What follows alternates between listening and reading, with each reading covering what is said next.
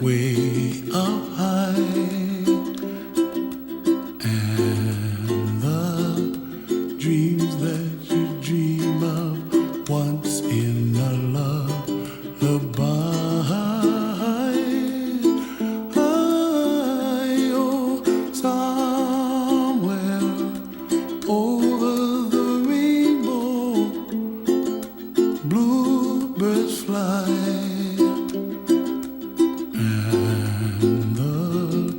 Dreams that you dream of, dreams really do come true. Ooh, someday you wish upon a star, wake up where the clouds are far behind me, where trouble melts like lemon drops, high above the chimney top. That's where you find me, oh, somewhere over the rainbow, bluebirds fly, and the dream that you dare to, oh why can't I? Well, I see trees of green and red roses too. I'll watch them bloom for me and you, and I think to myself, what a wonderful world. Well, I see skies of blue and I see clouds of white and the brightness of day. I like the dark and I think to myself, what a wonderful world. The colors of the rainbow, so pretty in the sky, are also on the faces of people passing by. I see friends shaking hands singing, how do you do? They really say, I love you. I hear babies cry and I watch them grow. They'll learn much more than we'll know, and I think to myself, what a wonderful world. Someday I wish upon a star, wake up where the clouds are far behind me, where trouble melts like a lemon drops, high above the chimney top. That's where you find me, oh, somewhere over the rainbow, way up high, and the dreams that you dare to, why, oh why can't I?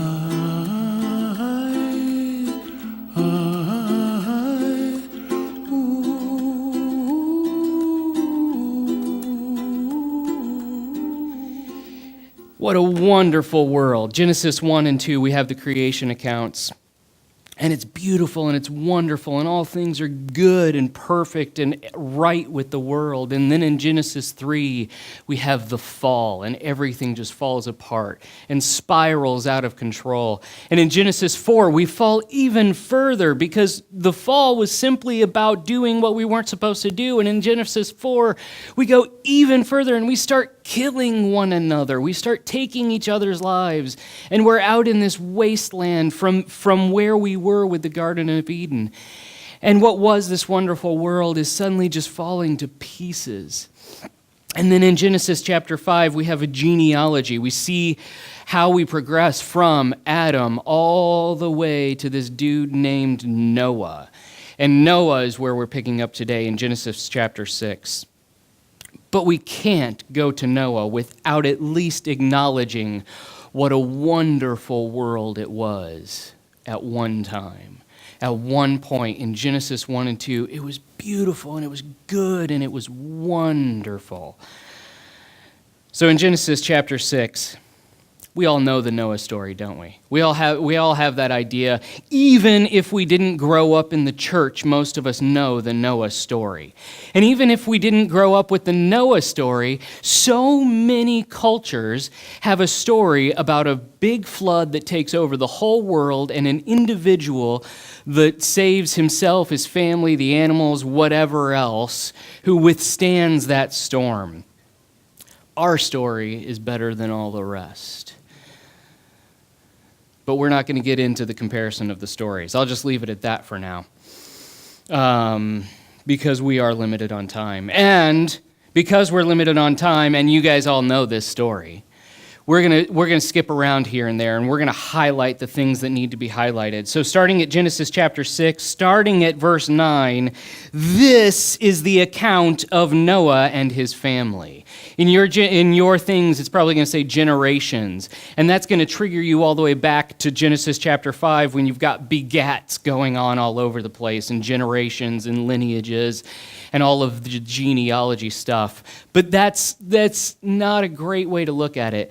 This is much better to say the account. This is the story. This is the tale of Noah and the flood. This is the story that we've passed down for years and years, that God has given us as an accounting of what he did in this world. Back up in verse 9, Noah was a righteous man, the only blameless person living on earth at that time, and he walked in close fellowship with God. He walked with God in close fellowship, in intimate relationship. Noah knew God, and God knew Noah. Noah was the father of 3 sons, Shem, Ham, and Japheth. In an earlier section that we skipped, Noah is said to have found favor with God. And as we talked about weeks ago with Moses, to talk about having favor with God or found favor with God, it's a really intimate thing, but it's also a really subservient thing. It's a master to a slave. God bent low to Noah. There's a humility and a humbleness that God is humbling himself to know Noah, to have this relationship, this intimacy, to walk with Noah. And this is how it all starts. It's good. It's wonderful. This is Noah and God, and they are tight. Verse 11, now God saw that the earth had become corrupt and was filled with violence. God observed all this corruption in the world, for everyone on earth was corrupt. So God said to Noah, I have decided to destroy all living creatures, for they have filled this earth with violence. Yes, I will wipe them all out along with the earth. And in 4 chapters, we go from what a wonderful world to everything being out of whack, everything being chaos and violence and corruption and lawlessness. And that's the order in which it goes. It goes with corruption. It goes with violence. Like I said, the fall and then the other fall, the murder, people just killing each other and violent against each other. There's lawlessness going on everywhere. Things are crazy and totally out of control. And it has gone so far that it's not just humans that are doing this. It says all flesh, humans, animals, all of creation is chaos and out of control and craziness. And God says, this is not good. This world that I have created is no longer a wonderful world. A lot of the traditions that we wind up passed down with, a lot of the things that we wind up growing up with, especially with God of the Old Testament, is this angry God. That he looks at this and he says, you are doing everything the wrong way and I'm going to kill you all. Earlier in chapter 6, we see 2 things that set this up in a totally different light. God was sorry that he had ever created this. God had regret. It wasn't out of anger and malice that God was doing this. It was out of great, deep sadness for what had become of his creation. I talked with Frida one time about, I don't know if you know this, but she's the one that made this and the plate.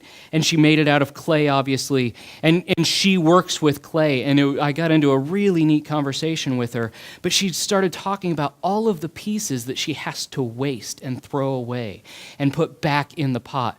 Because you don't know until you've gotten all the way through something that maybe there's a little crack. Maybe the firing didn't take right to the clay. Maybe the glaze didn't cover it the right way. Maybe it's not going to be watertight. Maybe it's not going to hold up in the right temperatures. Something's going to happen at some point once everything's said and done with that it's just not going to work anymore.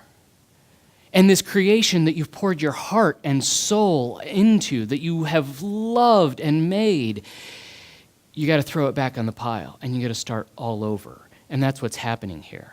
In Jewish tradition, the idea of the flood is that it's not something that simply covers the earth. It's not something that simply kills all humanity and animals, all wildlife. It actually affects the topsoil of the earth. And why wouldn't it? It's a flood on the entire earth.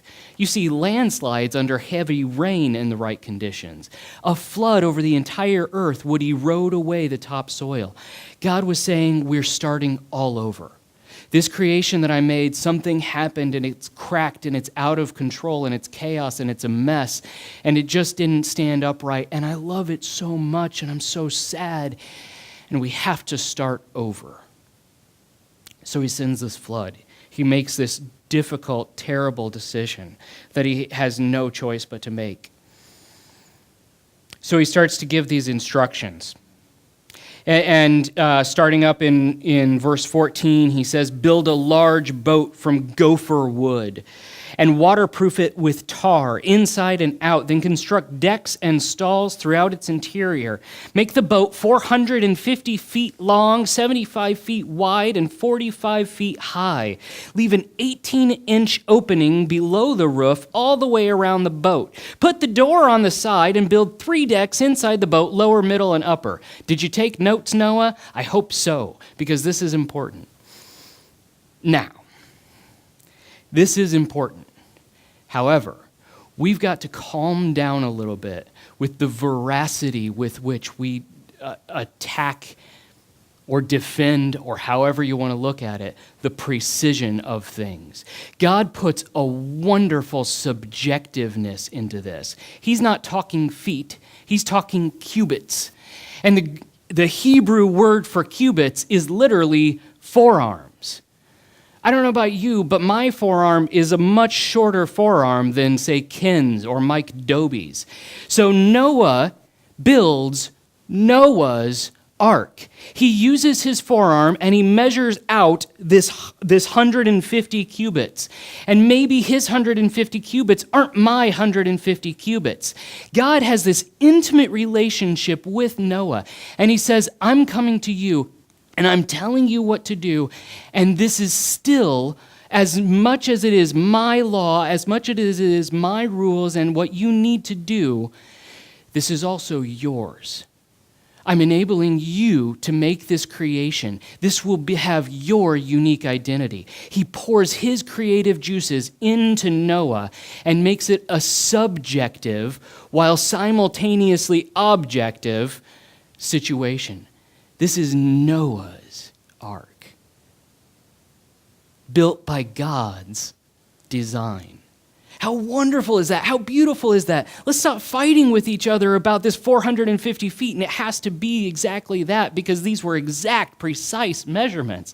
And let's start looking at how intimately God and Noah are connected, that God is bending down and finding favor with him, that he's walking with Noah, that he has this personal relationship, and he shows him how to get through this. The other thing that's going to happen is I'm using a translation that's going to say over and over and over again, boat and boat and boat. And that's not what it is. There's a huge difference between a boat and an ark. You know what the biggest difference is? a rudder, a steering mechanism, having control over your own vessel. God didn't say to Noah, build this thing and I'm going to give you control over it. He said to Noah, build an ark and it's going to float around. And you're going to have absolutely no control under all of this wind and rain and floods and all of these things that are about to happen to you. You're going to float aimlessly and I am going to be in control. Whoa. That's a different situation. To put your life in God's hands is one thing, but to feel like you are totally out of control of a situation, even though you're following God, can be terrifying. Do we really have that much faith in God that we would float around rudderless to have him in complete control over our lives? That we would literally surrender everything to float around on the sea as God would call us to do.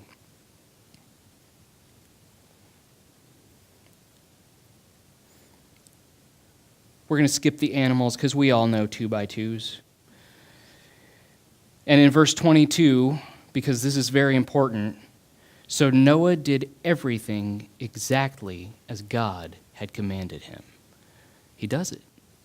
He submits fully because he walks with God, because he knows God, because he knows that he has found favor in God. Because in this world of corruption and violence and lawlessness, Noah is an obedient individual. Noah has an intimate relationship with God. Whether there's actually the law of Moses at the time or not, Noah still knows God well enough to know that God is in control and God has his own laws and his own ways, and that he can just be obedient. That in corruption and violence and lawlessness, he can be obedient. And he can find faithfulness, and he can have a covenant with God. Because for the first time in verse 18, what we skipped over, God uses this word covenant in all of Scripture. Before the law of Moses, before all of these other laws, before the new covenant in my blood, before other covenants or testaments or whatever there are, God, in the middle of all of this lawlessness and corruption, comes to Noah and says, I'm going to covenant with you. This is my promise with you. This is my deal with you. Skipping down, chapter 7, starting at verse 11.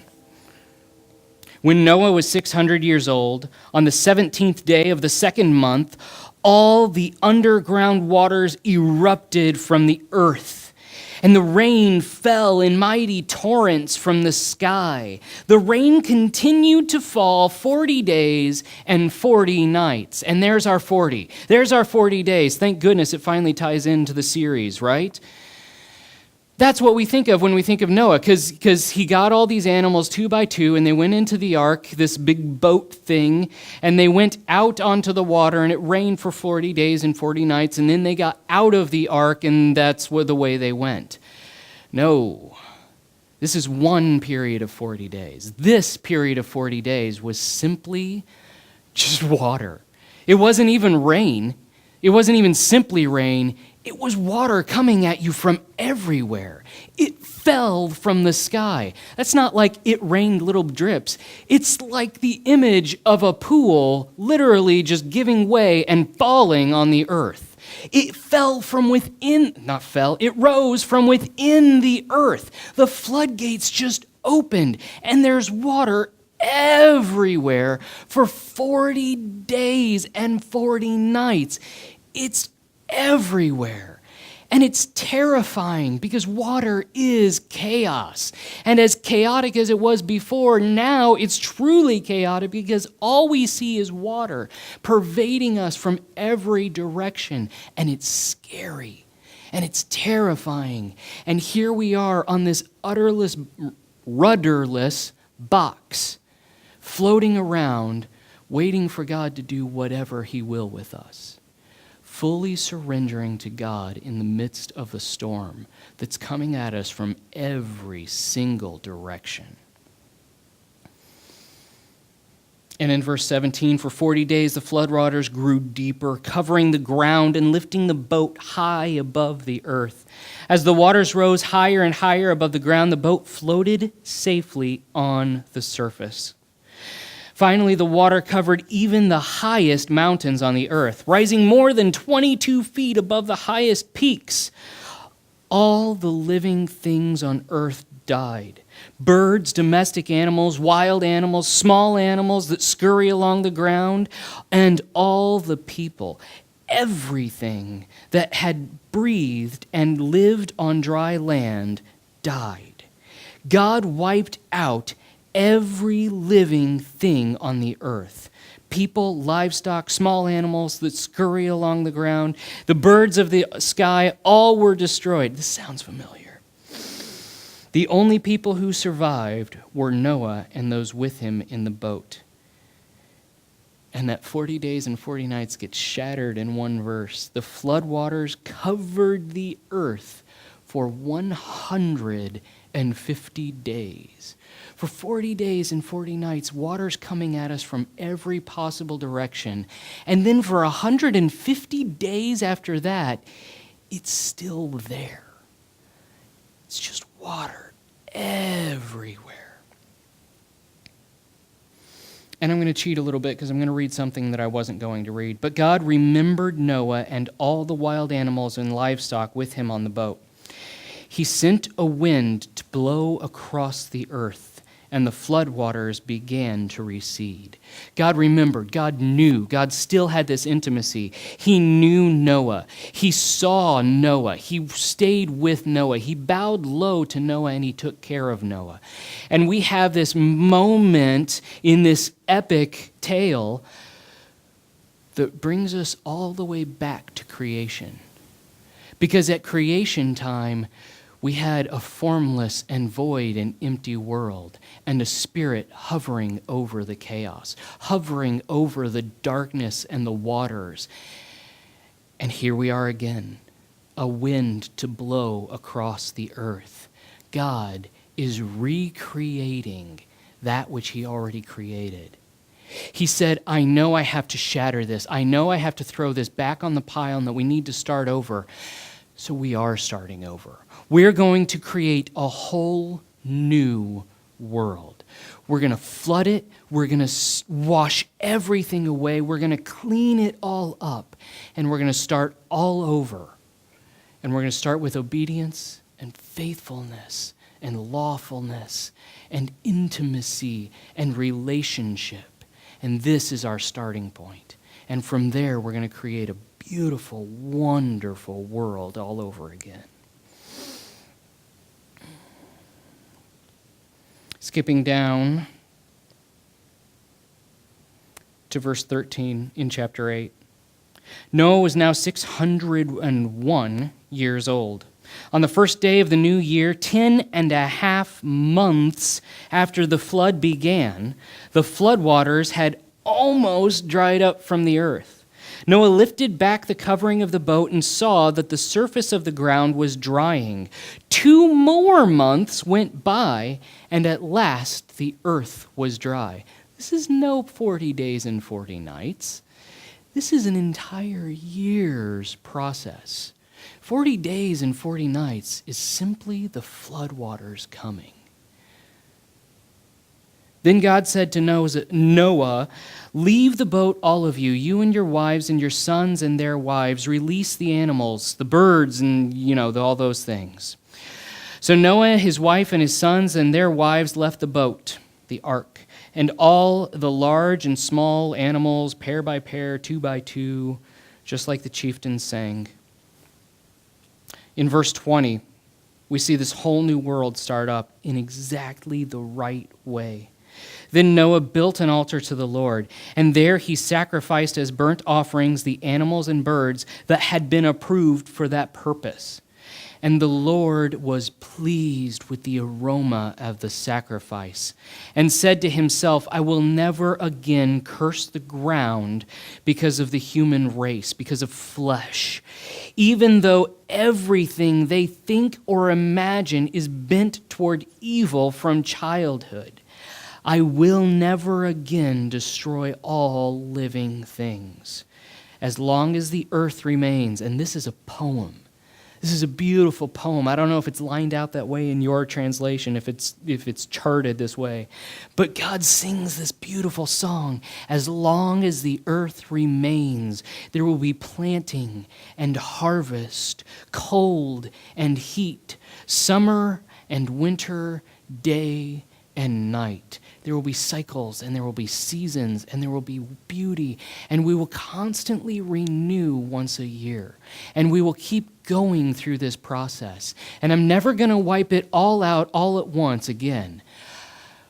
We've created a whole new world, and no matter what happens, we are in this relationship. We've started this whole new world with worship and love and intimacy and law. Because what happens next is God goes through and he tells them what to do. He tells them be fruitful and multiply and fill the earth. Obviously, because there's nothing left on the earth. But what happens here is he gives them a whole new law. He starts to lay out these rules by which they have to do these things. So what started with corruption and violence and lawlessness, again, just like Noah is going to begin this whole new way for all of us as humanity to follow, of obedience and intimacy and relationship and faithfulness and covenant and law. We will be able to be found righteous and obedient in God's sight. We will be able to find favor in God's sight. And God leaves the rainbow in the clouds as a sign. So what does all of this mean? All of this obviously is a great story, and all of this is wonderful stuff to tell, a tale to tell, for us to worry about in this world around us, because we look around and we see corruption, and we see violence, and we see lawlessness, and everything is chaos, it feels like, every time we turn on the news. But this story is one for each and every one of us to assess where we are in our lives. Where have you been in this relationship with God? Where have you been in that wonderful world that you started off in this wonderful way and everything was good and it was right with the world? Everything in this relationship with God was just perfect and wonderful, and it affected all of your other relationships. And we were just pouring out love and intimacy and relationship and beauty and goodness. And then something happens. Something starts to fall to pieces. Maybe it's an actual literal thing that you're doing that we know of as sin. Maybe you have this sin in your life that you're struggling to let go of. And God comes along exactly in this way and says, you still have favor with me. I still love you. I still want this relationship, and I'm going to help you get rid of this sin. Maybe it's going to take 40 days of washing and cleansing to get rid of. Maybe it's going to take a year to process getting rid of this thing in your life. I don't know what it is. God does. What is it that's getting between you and your relationship with God? What is it that's breaking that intimacy, that's bringing us into this fall where we're getting into corruption, where we're getting into violence or lawlessness or chaos within our lives, that something somewhere is just spiraling out of control, and we've lost that intimacy, we've lost that walk with God. He wants to help you bring it back. And it starts by fully, entirely, totally surrendering to God. It starts by seeking Him, by beginning to walk with Him, because He bows low to you. He bows low to each and every one of us with love and humility and mercy and grace. and says it's gonna hurt and it's gonna take some time, and we're not just gonna stop it and move on to something else. We will go through this process and I will guide you through it. Let go of that rudder. Stop controlling this in your life. Trust me. Put your faith in me as we cleanse everything and start all over and begin to become this new creation in this new world, in this new way of worshiping and intimacy and relationship. God wants restoration with each and every one of us. He is saddened and he is sorry and he shares your regret for whatever it is that's getting between the two of you. And all he wants is to help you to get rid of whatever that is. All he wants is for you to surrender to him and come to him. And that's what this 40 days is all about. That's what this whatever period of time is all about. Because like with Noah, yeah, there's 40 days, but there's also another 40 days and another 40 days, and it goes all the way up to a year. However long it takes, God says, I'm right here with you, I love you, and I'm going to guide you through it. We're going to wash everything away, and we're going to start over, and we're going to start in right relationship with one another. And when we're done, we're going to worship, and we're going to love, and we're going to covenant, and we're going to have a new lawfulness, and we're going to recreate a whole new world together. And my sign of peace will shine everywhere. You will see me in everything. Once we get through all of this, it's a painful process, but it's so worth it. It's so wonderful and it's so good. And it starts with those first steps of just doing it. Just jump and have that faithfulness to trust God with everything in your life. Let's pray.